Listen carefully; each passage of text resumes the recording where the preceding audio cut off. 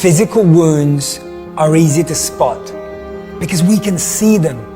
You can see blood, you can see a broken bone because there's physical evidence of the injury. If you've ever been in a situation like this, you know how it feels.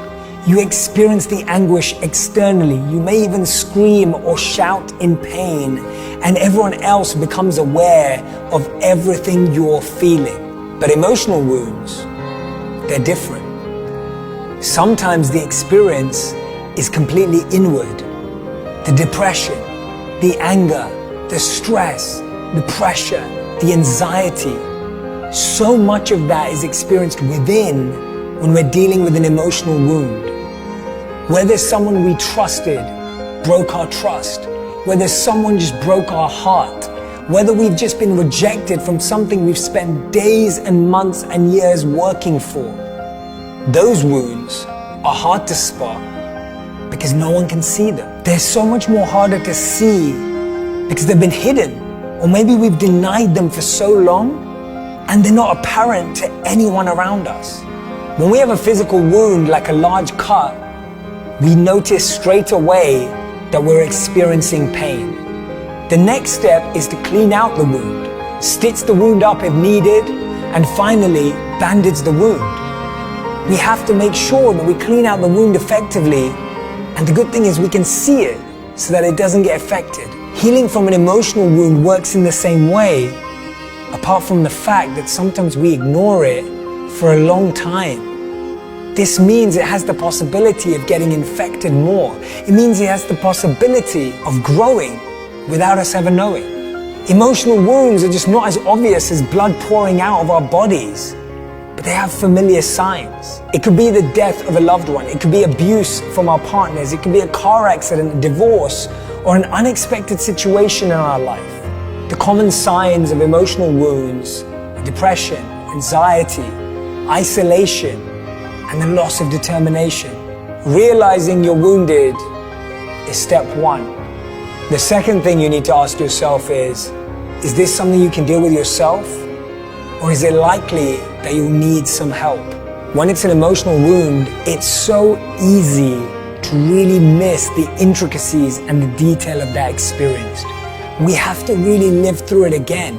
We have to really assess and become aware of every part of the challenge. Cleaning an emotional wound means revisiting the traumatic event and allowing yourself to feel that emotional pain again. It's going to be painful, it's going to be hurtful. But in order to clean it properly, we have to go through it again. And sometimes we know that physical wounds require stitching. When we're physically hurt, it's obvious whether we need help or not. We might need help walking around, we might need help opening a door. But when we're emotionally hurt, it feels like a weakness to share that with people, to tell people what's going on, when actually it's a sign of courage. If you're on crutches and you need help opening a door or walking through, you wouldn't feel embarrassed. You know you need to ask for it. An emotional wound is exactly the same. There's no need for us to feel embarrassed or less worthy if we need some support in our lives. It's a sign of courage. And when we have a physical wound, we immediately go to the doctor. We'd immediately go to the hospital. You would waste no time in taking that step. But sometimes with an emotional wound, we wait days, months, sometimes even years before we approach anyone.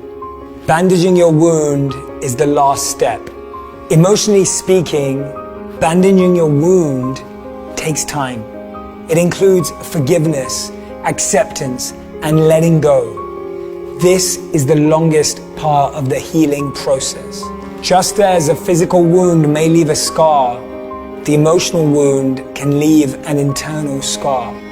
We can't expect it to just disappear just because we couldn't see it in the first place. The point I'm trying to make is, we have to treat our emotional wounds with the same care and attention, if not more, than our physical wounds.